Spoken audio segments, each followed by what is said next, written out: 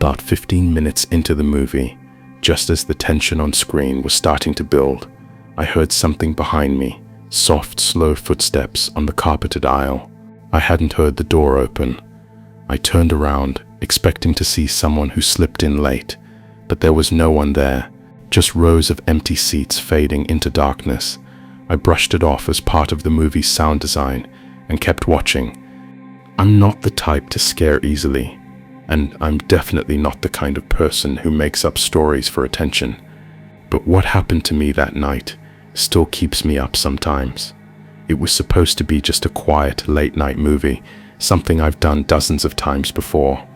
I didn't think twice about going alone. The theater was nearly empty.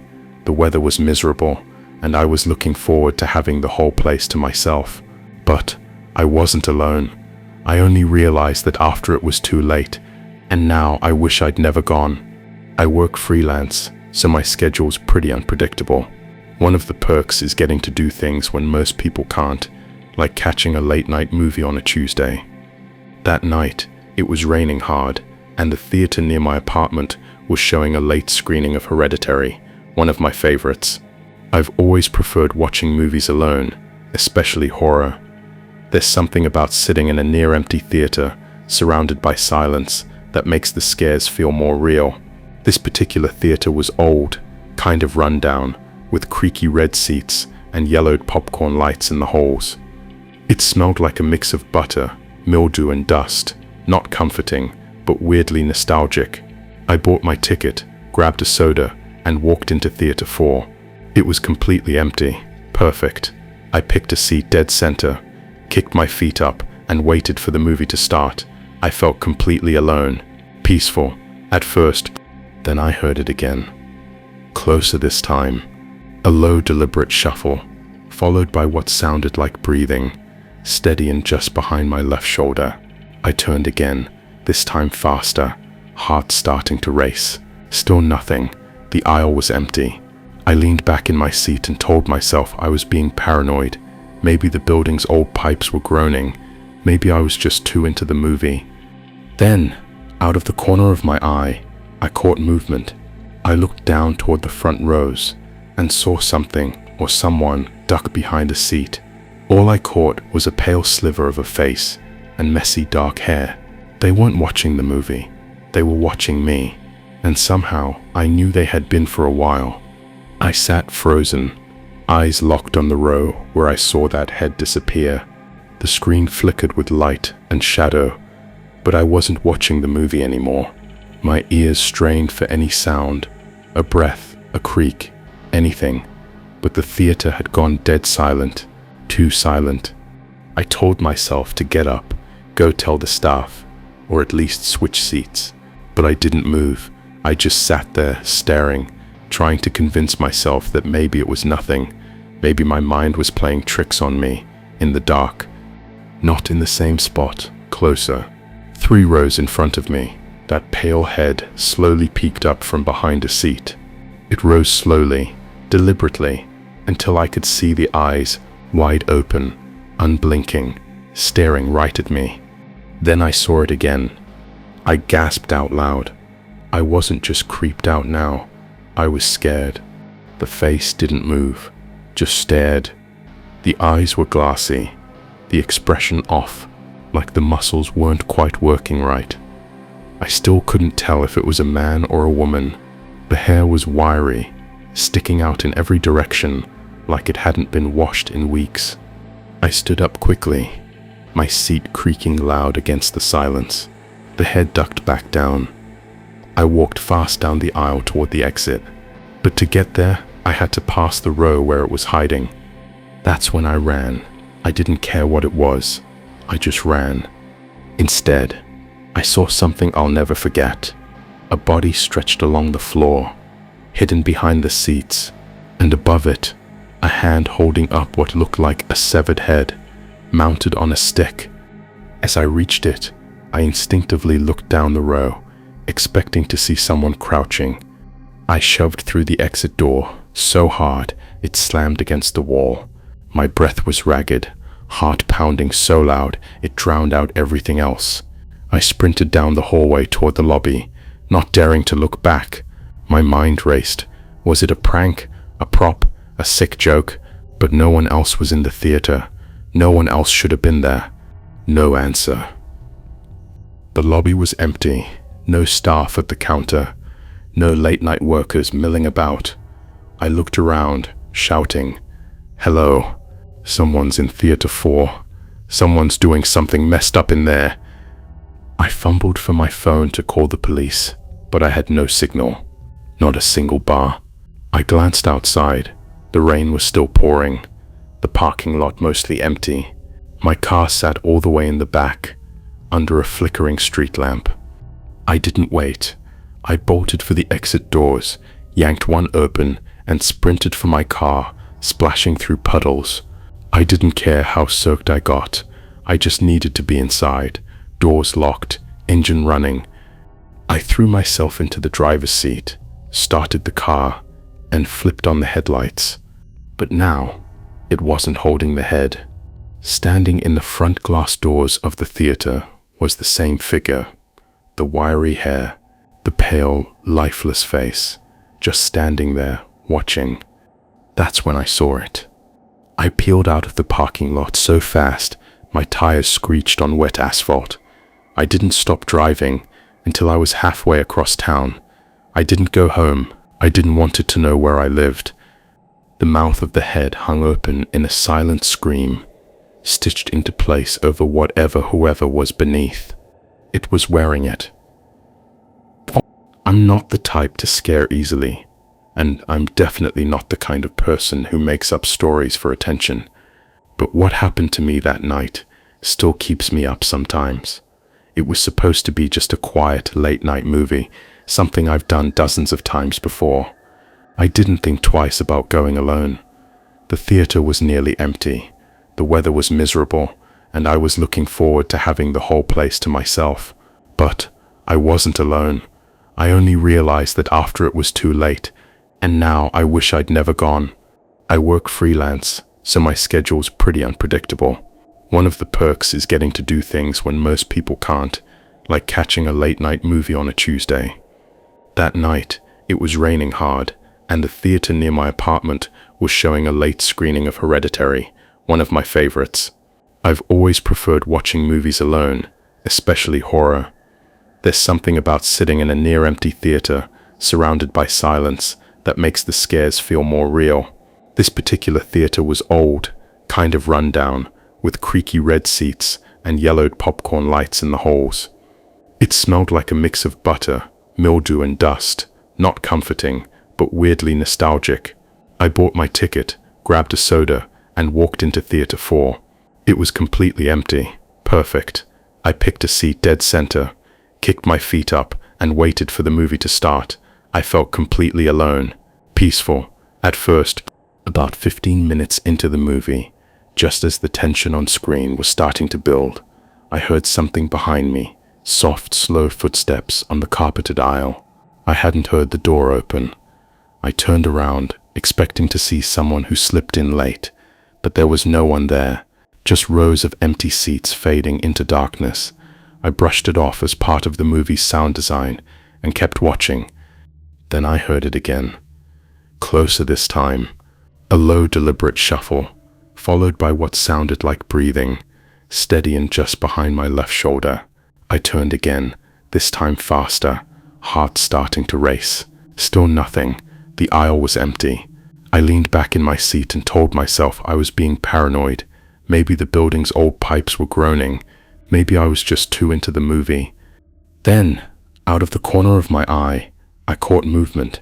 I looked down toward the front rows and saw something or someone duck behind a seat. All I caught was a pale sliver of a face and messy dark hair. They weren't watching the movie. They were watching me, and somehow I knew they had been for a while. I sat frozen, eyes locked on the row where I saw that head disappear. The screen flickered with light and shadow, but I wasn't watching the movie anymore. My ears strained for any sound, a breath, a creak, anything, but the theater had gone dead silent, too silent. I told myself to get up, go tell the staff, or at least switch seats. But I didn't move. I just sat there, staring, trying to convince myself that maybe it was nothing. Maybe my mind was playing tricks on me, in the dark. Then I saw it again. Not in the same spot, closer. 3 rows in front of me. That pale head slowly peeked up from behind a seat.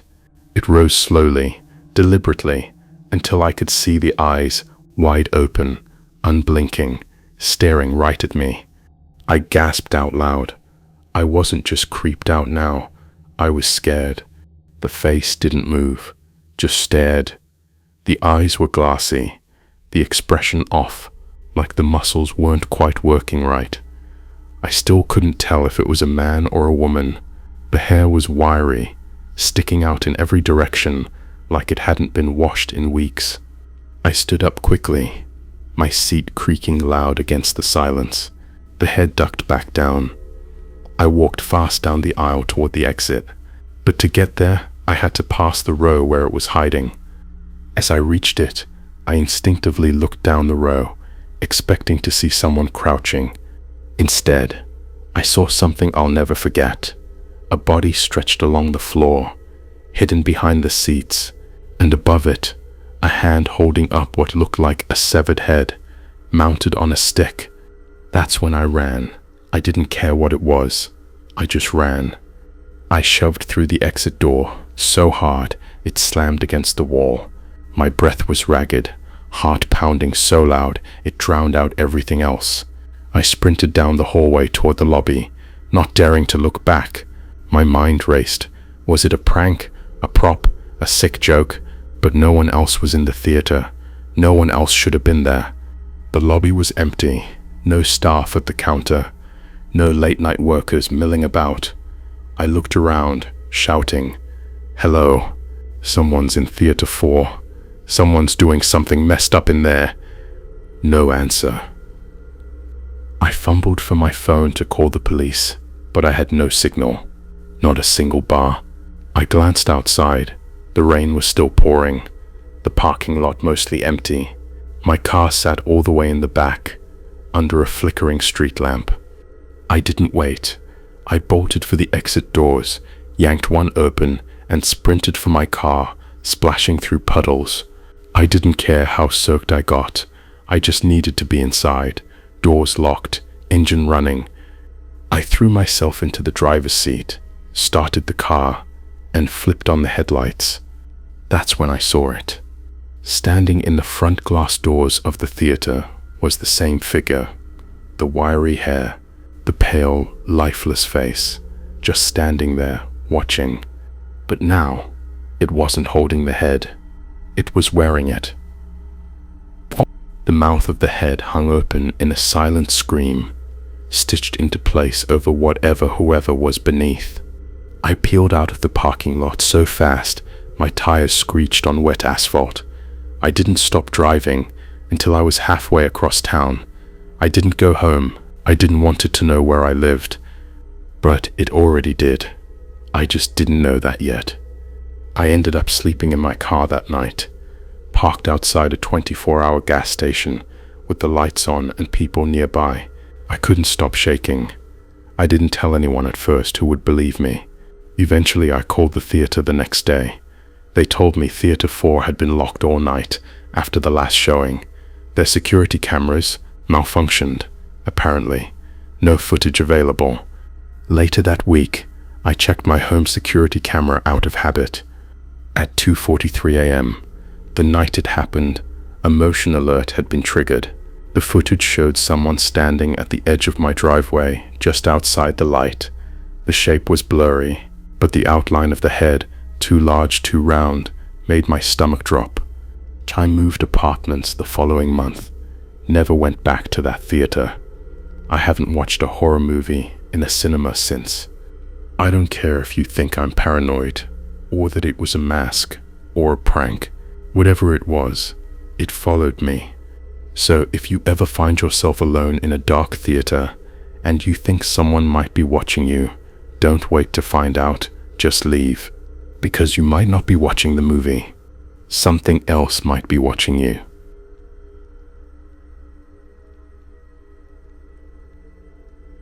I used to work the night shift at a dying movie theater tucked inside an old half-abandoned mall. Most nights were dead silent. Just me, the hum of the machines, and the occasional late-night weirdo. I never believed in ghosts, or cursed places, or anything like that. But there was something about Theater 6. The projection system in that room never worked right. It turned itself on at strange hours, played films we didn't schedule, and once it showed something I was never supposed to see. I thought I was the one running the projector, but something else was watching me. I started working at Valley Crest Cinemas during my second year of college. It wasn't a fancy theater, just 6 screens, flickering lights, and the lingering smell of stale popcorn and mildew. The place was practically dead most nights, which was perfect for someone like me who preferred silence over crowds. I worked the late shift as a projectionist, making sure the reels ran smoothly, the lights dimmed at the right time, and the few guests we had weren't left staring at a black screen.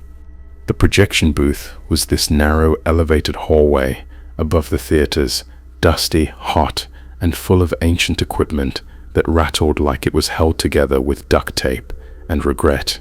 It was boring work, honestly.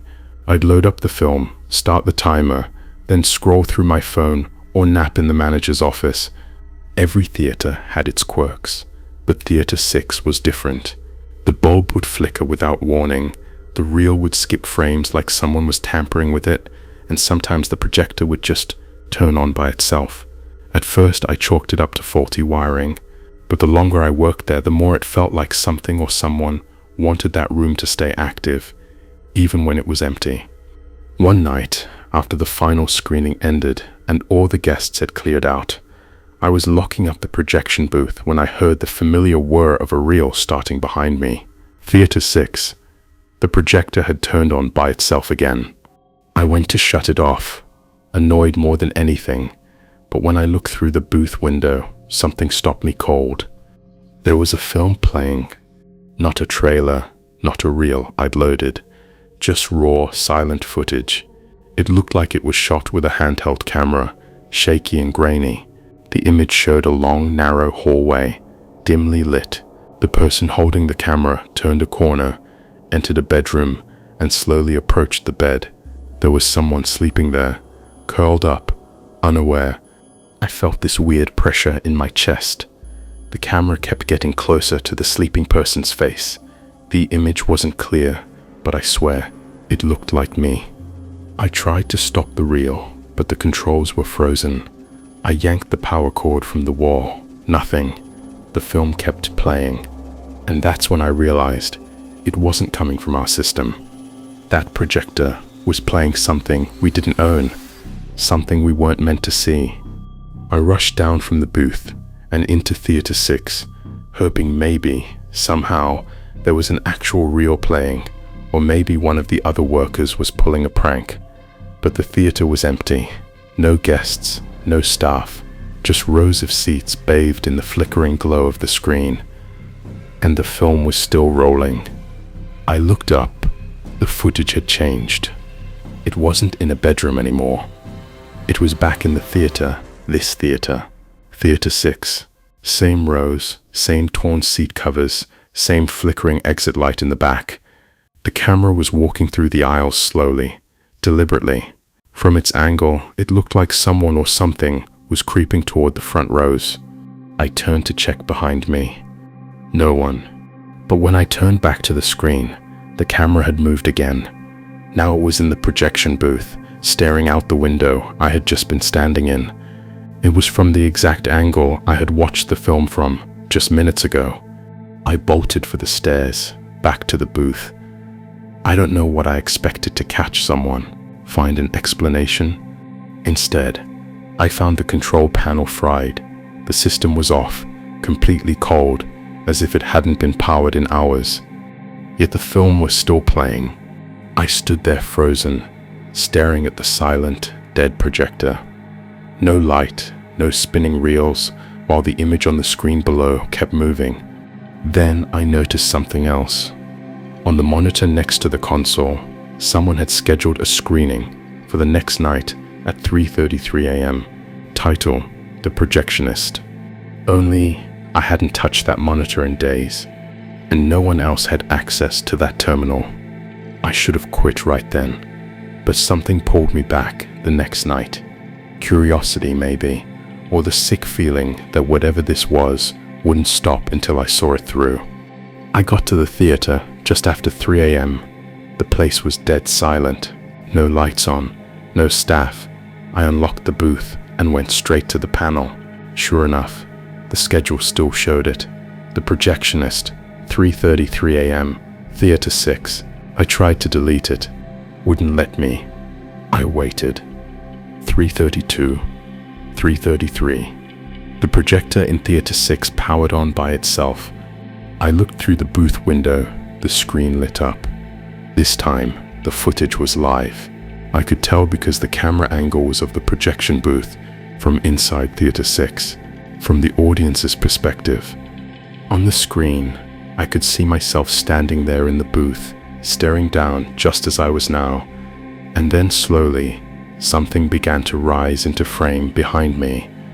A figure, tall and wrong-looking, its limbs too long, its movements jerky, like a puppet on tangled strings. I spun around. No one, but the air was cold, heavy, like something had just been there. I looked back at the screen. The figure was now in the booth, standing right behind me, closer, its head tilted unnaturally. I couldn't make out its face, just darkness where its eyes should be. Then it lifted one arm and reached toward the camera, toward me. The projector sparked. The booth lights burst. Everything went black.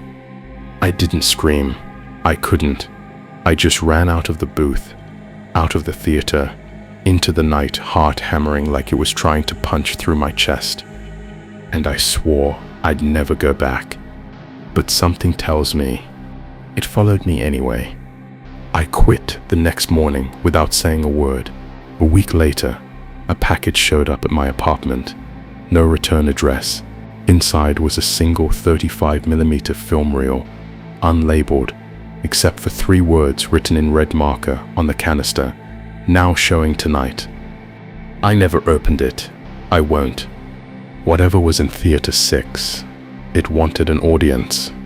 So if you ever work late at a movie theater and hear a projector running when no one's around, don't check it. Don't be curious. Don't stay late. Because once it starts playing your story, it doesn't stop.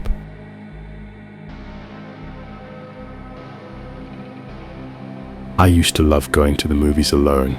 Late shows, nearly empty theaters, just me and the screen. It was my way to unwind after long days. I always sat in the same spot, D7. It felt like my seat. But a few months ago, I noticed someone else had the same idea. He started sitting next to me. Every time, no matter the movie, no matter the day, and that's when things started getting really uncomfortable. I live alone and work from home, so my schedule's pretty flexible. Most nights after dinner, I'd head to the local movie theater just a few blocks from my apartment. It wasn't anything fancy. 6 screens, decent sound, usually pretty dead on weeknights. That was the appeal. No crowds, no loud kids. Just me, my popcorn, and whatever was playing.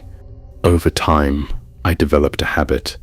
I always chose the same seat, D7. It was near the middle, just slightly to the left. Perfect view, easy to get out without climbing over anyone. I went so often, the staff recognized me. Sometimes they even asked if I wanted my usual. Everything was routine, normal, until one Thursday night, when I saw a man already sitting in D6, the seat right next to mine. The theater was nearly empty. Out of 100 open seats, he picked the one directly beside me. I didn't think much of it at first. Maybe he just liked that spot too. But then I saw him again the next week. Same seat, same time. That's when I started to wonder if it was really a coincidence, or if he was there for me. After the second time seeing him, I started paying more attention. He was always alone, mid-40s, clean-shaven, wore a dark baseball cap low over his eyes, never bought snacks, never looked at his phone, just walked in, sat next to me, and stared at the screen. Not once did he acknowledge me. I began switching things up. Different movies, different times. Sometimes early afternoon, sometimes the last show of the night. But he kept showing up, always within a seat or two of me. If I picked D7, he was in D6. If I moved to E8, he'd be in E7. At first, I thought I was imagining things. Maybe I just kept running into the same guy, a local with the same habit. But the more it happened, the less random it felt. He never made conversation, but there was something about his presence, like he was too aware of me. One night, I deliberately arrived late, hoping the theater would already be dark, so I could pick a seat unseen. But as soon as I walked in and sat down, I turned to my right. He was already there, staring straight ahead, smiling, just slightly. That was the moment I stopped brushing it off.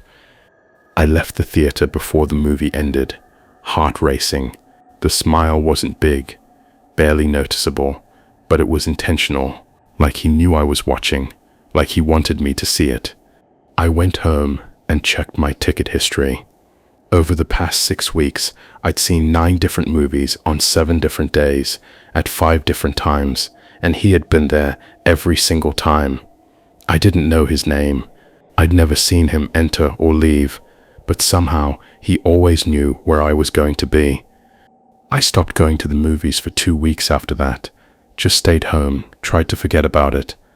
Then one Friday night, I got the urge again.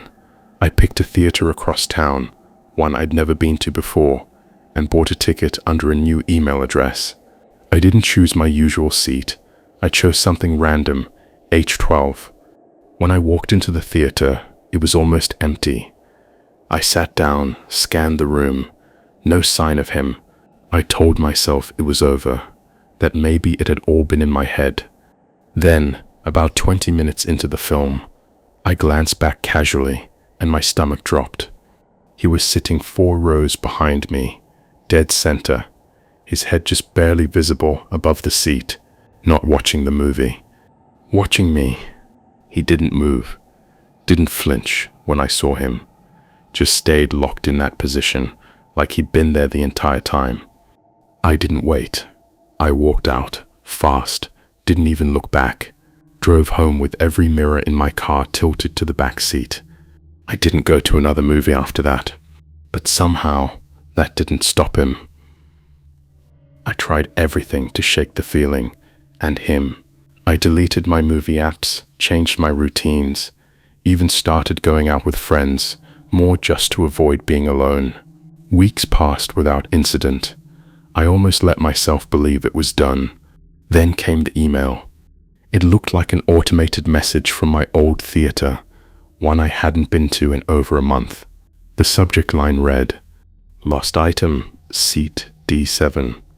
The message was short. "We found your loyalty card in Auditorium 3, Row D, Seat 7. Please come to guest services to claim it." But I hadn't sat in that seat for over 6 weeks. I hadn't even been to that theater. I showed the email to a friend who worked IT. He said it came from a dummy domain, made to look real. Someone wanted me to believe it was from the theater. Later that night, I checked my mailbox. Inside was a plain envelope. No name, no return address. Inside it was a photo, blurry, grainy, black and white, but unmistakable. It was a picture of me, sitting in a theater seat, looking straight ahead, and next to me, an empty chair, D7. I didn't sleep that night. I still don't know how he took that picture, or when. The theater security said there were no active cameras inside the screening rooms, and they had no record of anyone finding a loyalty card. I moved apartments. I changed phone numbers. But some nights, when I pass by a theater or hear trailers playing in the distance, I swear I feel someone behind me, sitting just close enough, waiting for me to sit down first. I haven't been back to a movie theater since. I don't think I ever will. I've tried convincing myself it was just some loner with a weird fixation, or that maybe I imagined parts of it, let paranoia fill in the blanks. But then I remember that photo, the grain, the angle, the way I was sitting, totally unaware. Someone took that while I was inside the theater, and they were close. So close, I could have reached out and touched them. I still don't know who he was or what he wanted. Maybe it was nothing. But if you're someone who enjoys going to the movies alone, take this as a warning. Don't always sit in the same seat. Don't ignore the quiet ones nearby. And if someone keeps showing up next to you, even when they shouldn't know where you'll be, get up and never come back.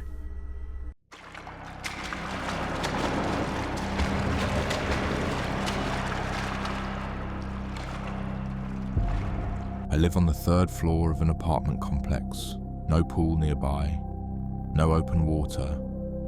But every single night, at exactly 2:13 a.m, I hear it. Plop, plop, plop, the soft rhythmic sound of water being slapped just beneath my feet.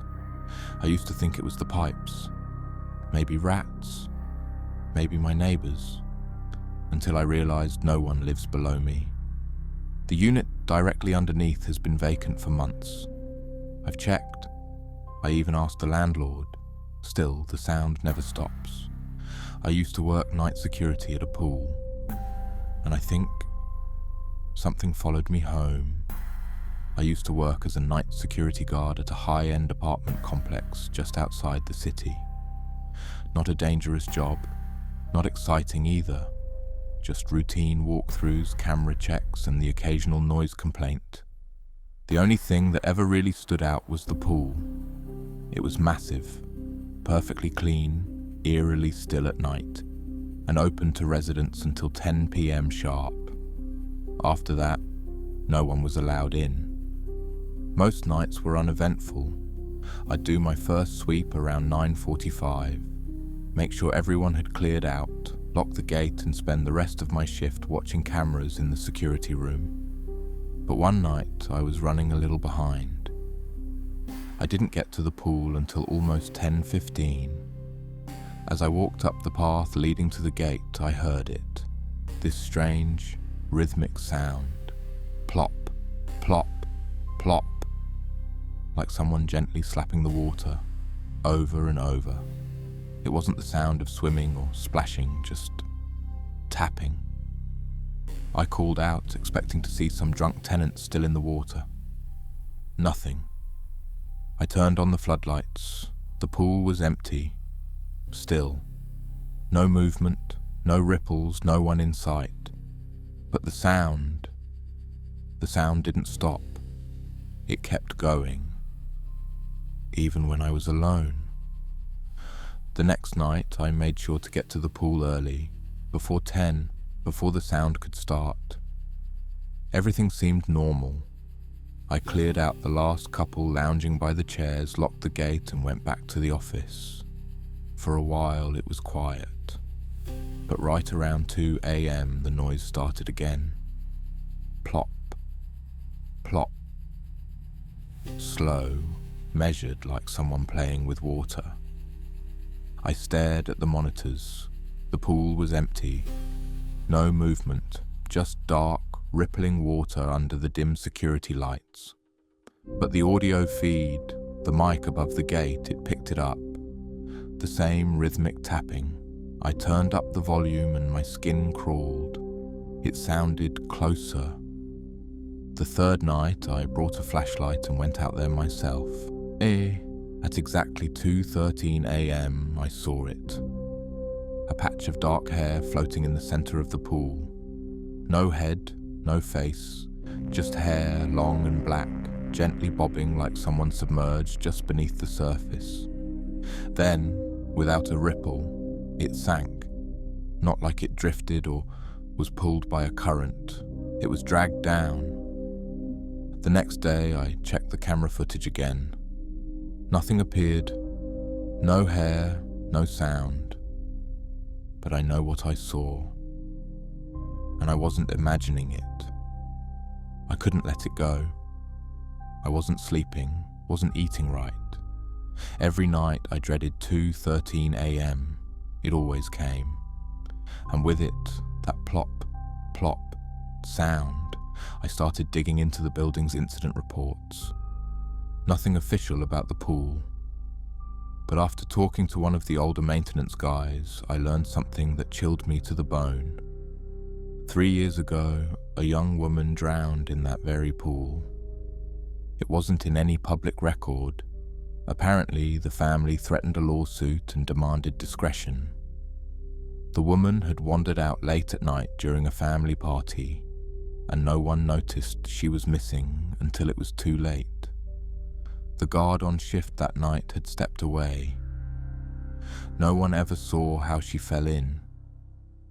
I found an old photo, grainy and water-damaged. The woman had long black hair, just like what I saw in the water. That night, I brought a UV flashlight, hoping maybe I could catch something the cameras couldn't. I waited at the edge of the pool, barely breathing. At exactly 2:13, the water started to ripple. Then came the hair. But this time, a face followed it. Pale, featureless, like a waterlogged mask. Eyes wide open, staring straight at me. I stumbled back, dropped the flashlight. When I picked it up, she was gone, but the water was still dripping from the tiles beside me, like something had just climbed out. I ran. I didn't even clock out. I left everything behind. I quit the next day. But the sound, that plop, plop, never left. It followed me home, and now every night at 2:13 a.m. I hear it from my own bathroom. And last night, I found a long strand of wet black hair on the edge of the tub. I told myself it was stress, residual paranoia from working too many night shifts, that maybe I brought the fear with me, not the ghost. But deep down, I knew better. Every night at 2:13 I heard it. Even after I moved. Even after I changed cities. It was always the same. Plop, plop, from the bathroom. I stopped using the tub, taped over the drain, slept with a towel shoved under the door. But still, the sound came. Louder, closer. I tried to ignore it. But last night, something changed. I woke up soaking wet. The sheets, my clothes, even my hair, dripping.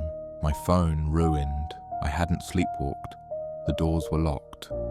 But the bathroom light was on. I approached the door, heart pounding.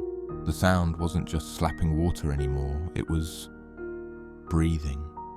Shallow, raspy, like someone who had spent too long underwater. I cracked the door open. The tub was full, but not with water, with long black hair, floating, swirling. Then slowly, like something rising from the deep, her face emerged. Bloated, pale, lips split from swelling, eyes milky and unblinking.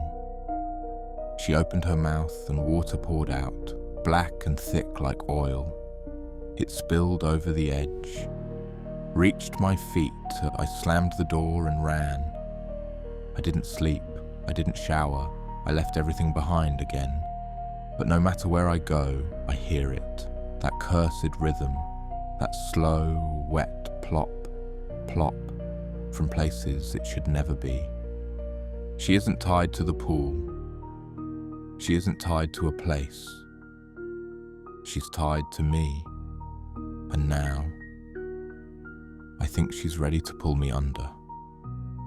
I'm writing this as a warning, though I doubt it'll do much good. If you hear water where there shouldn't be any, if you ever wake up soaked, if you find hair that isn't yours drifting in the drain, don't ignore it. She doesn't want to scare you. She doesn't want you to run. She wants you to take her place. I think she was just a lonely young woman when she died. But now, whatever's left of her isn't human anymore. It waits in silence. It remembers. And it follows. Tonight, I'll try to stay awake. But I know she's coming. The lights are flickering. The floor is wet again. The drain's gurgling like it's gasping for breath. I hear her behind the door. Plop, plop.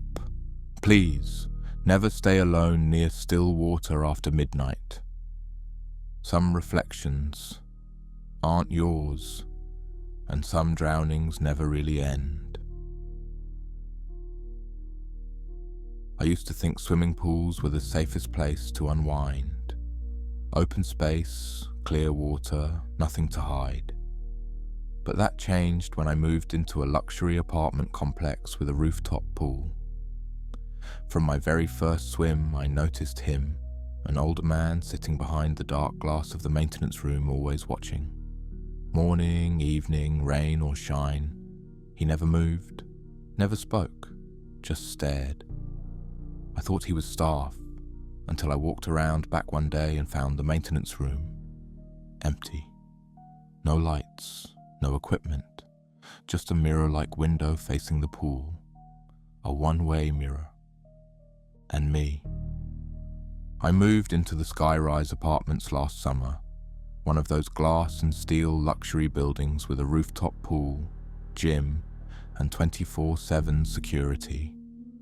The pool was their big selling point. It sat on the 25th floor, surrounded by sleek lounge chairs, LED lights under the water, soft music playing through hidden speakers.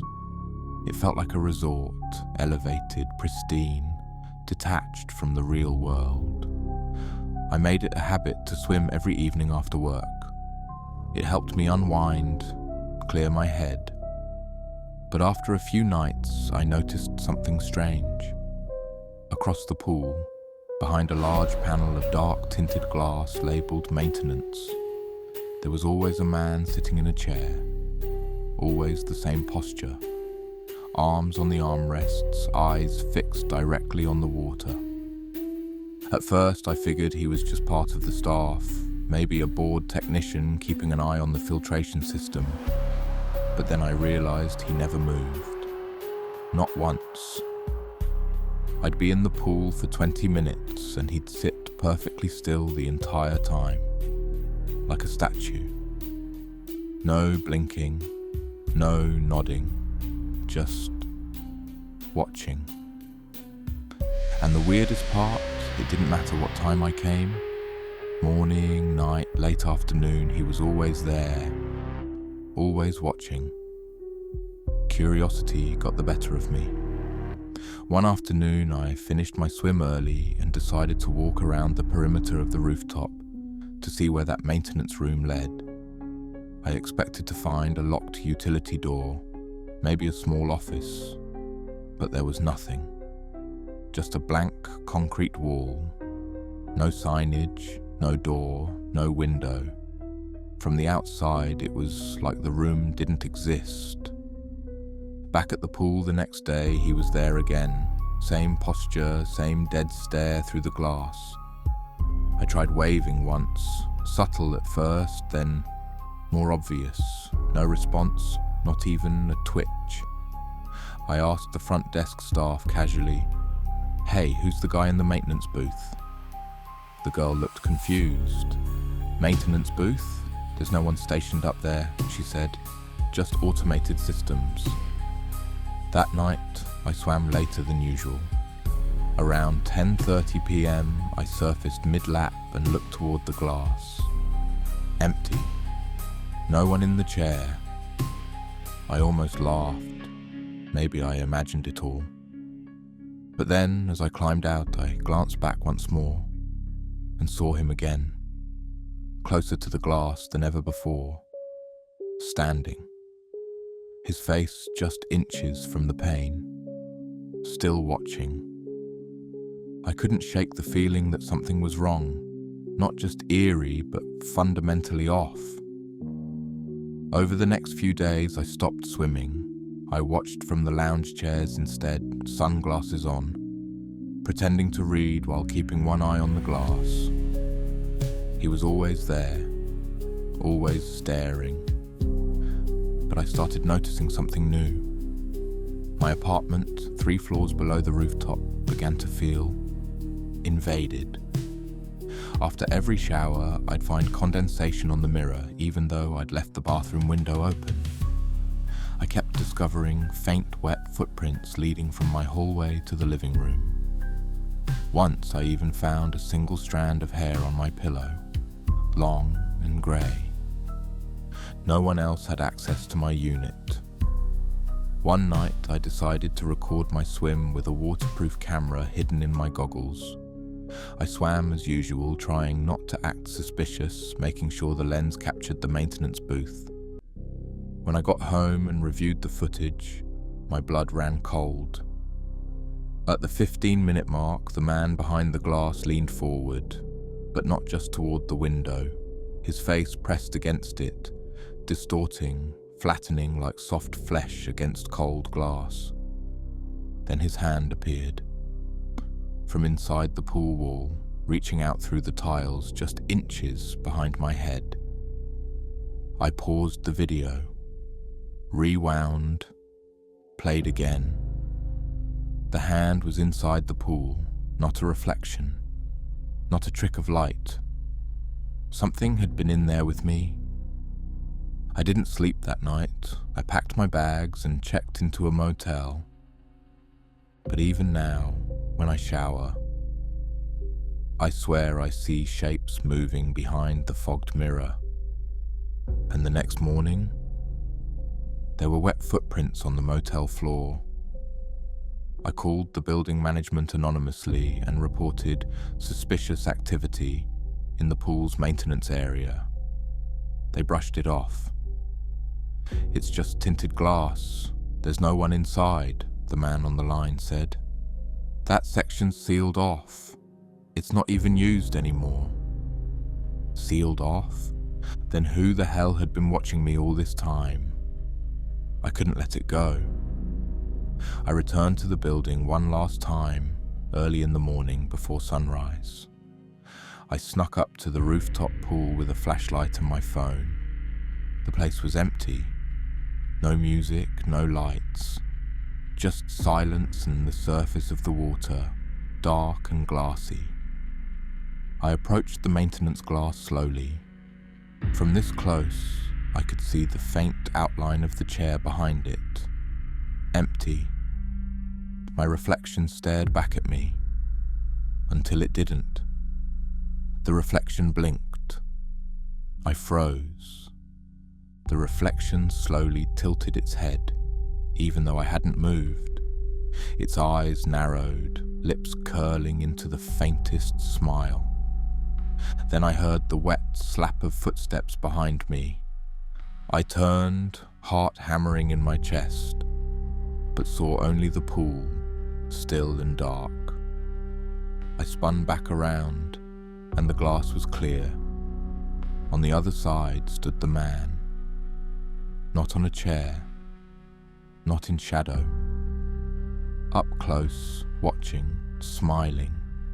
One hand pressed flat to the glass. His skin looked slick, waterlogged, swollen. A sudden crack spiderwebbed across the pane. I ran, down flights of stairs, out of the building. I didn't stop until I reached a public road, panting like I'd escaped a nightmare. But I hadn't. Because now, wherever I go, every pool, every mirror, every dark window, there's always a reflection that moves a beat too late, and someone's still watching me from the other side. I've moved 3 times since then. Different cities, no pools, no mirrors in the bedroom, but it doesn't matter. Because he's not tied to the place. He's tied to me. Every reflective surface feels off now. Mirrors that seem deeper than they should. Windows that darken when I walk by. Sometimes I see water droplets where there shouldn't be any. Sometimes I wake up wet. I've stopped trying to explain. Who would believe me? So here's my advice. If you're ever swimming and feel like you're being watched, leave. If the window looks too dark, if the glass doesn't reflect right, if the air smells faintly of chlorine when it shouldn't, run. Because someone or something might be on the other side, not looking at your reflection, looking at you, and once it finds you, it never stops watching.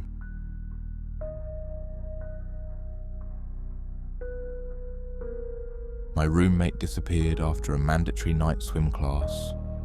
No goodbye, no warning, just gone.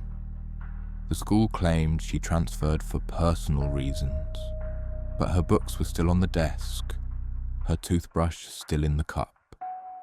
Only her bed was stripped, like someone tried to erase her. No one talked about her after that. Not the teachers, not the students. It was like she never existed. But I know what I saw that night, the way she begged not to go near the water. And I know what I heard later beneath the surface. Something's still down there, waiting. I spent 2 years at a prestigious all-girls boarding school tucked in the mountains. Fancy uniforms, ivy-covered buildings, and rules so strict they felt almost ritualistic. Everything had to be perfect. Posture, performance, appearance. Even the pool was immaculate, indoor, heated, lined with white tiles that seemed to glow under the lights. We were told it was a privilege, a symbol of our school's excellence. My roommate Lena hated it. She was quiet, kind, and absolutely terrified of water. She told me she nearly drowned when she was 8. The pool gave her full body shivers. She avoided it whenever she could, always inventing excuses to skip swim class. One Friday evening, just before lights out, our gym teacher announced a mandatory night swim session for all second-year girls. Lena turned pale. She pleaded with the teacher, begged not to go. They didn't listen. I waited up for her that night. Midnight passed. Then 2 a.m. Her bed stayed empty. The next morning, the school said she'd left early due to family issues, but her things were still in our room. Books, uniform, phone. Only her bed was stripped bare, and no one ever mentioned her name again. Something wasn't right. Lena didn't have family. Her parents died in an accident, and she'd been in the care of the school ever since. There was no one to pick her up. No goodbye note, no suitcase. Just silence. When I asked our dorm matron, she smiled too quickly and said, "Some students don't adjust well." That was it. But the girls in our year avoided the topic entirely. Even my closest friend changed the subject whenever I brought Lena up. It was like everyone had collectively agreed to forget she ever existed. Then I met Phoebe, an older student who'd always kept to herself. One afternoon, as I left the library, she slipped a note into my hand. No words, just a time and place. Pool, 9:15 p.m. That night, I waited in the shadows near the locker room. At exactly 9:15, the pool lights flickered on. 5 girls in white uniforms stepped into the water in a circle. In the center stood a woman in a black cloak, face hidden behind a silver mask. They began to chant, low, rhythmic and chilling. Then one of them pulled out a ragged, red-stained doll. They dropped it into the water. It sank, and that's when they all looked directly at me. I froze. For a full second, I didn't breathe. Their heads were still, unnaturally still, but all 5 girls in the pool and the masked woman in the center were staring in my direction. Not vaguely, directly. Their faces didn't show surprise or fear, just awareness, as if they'd expected me. I bolted, slipped on wet tiles, cracked my elbows, scrambled barefoot out of the locker room and back through the dorm hallway. I didn't stop until I was behind a locked door, heart hammering, lungs burning. I stayed up all night, waiting for a knock that never came. The next morning I checked the pool. Closed. Maintenance issue, the sign read. Phoebe was gone. Her room cleared out. When I asked around, people just gave me blank looks, like they'd never heard the name. I knew better. I started noticing things. Subtle at first. A faint chemical scent, chlorine in my closet. Damp footprints near the foot of my bed that weren't mine. Whispers in the vents late at night, repeating the same phrase in a language I didn't recognize. Then I found something under Lena's mattress. A torn page from an old handbook. It listed special curriculum, aquatic ceremony, level 2. It wasn't part of any schedule I knew. Underneath it, scrawled in Lena's handwriting, they choose one every year. I knew then that Lena hadn't left. She'd been taken. And I was never supposed to know. But now I did. I tried to tell a teacher. She looked at me with a hollow smile and said, "You're tired. Maybe it's time for a rest." They put me on medical leave a day later. But before I left campus, I snuck back to the pool one last time. The doll was floating on the surface, soaked, torn, smiling, and beneath the water, a shape waited, still, silent, watching. I didn't sleep after that. Even off campus, miles away at my aunt's house, I could still feel it, that presence. Every time I closed my eyes, I saw the pool, the doll, the silver mask, and that shape beneath the surface, just floating, waiting. I tried to convince myself it was a nightmare, a trauma response, but the fear wouldn't fade. I started locking the bathroom door whenever I showered, avoided mirrors after dark, and still I sometimes woke up to damp sheets. Once I found a hair, long, black, wet, stuck to my pillow. Then, late one night, I got a text from an unknown number.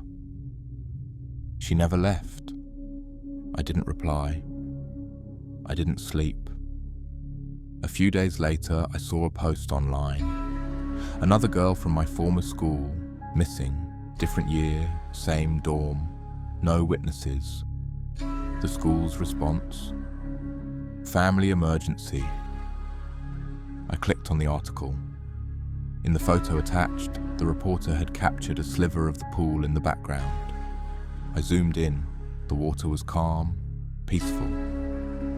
But I saw it.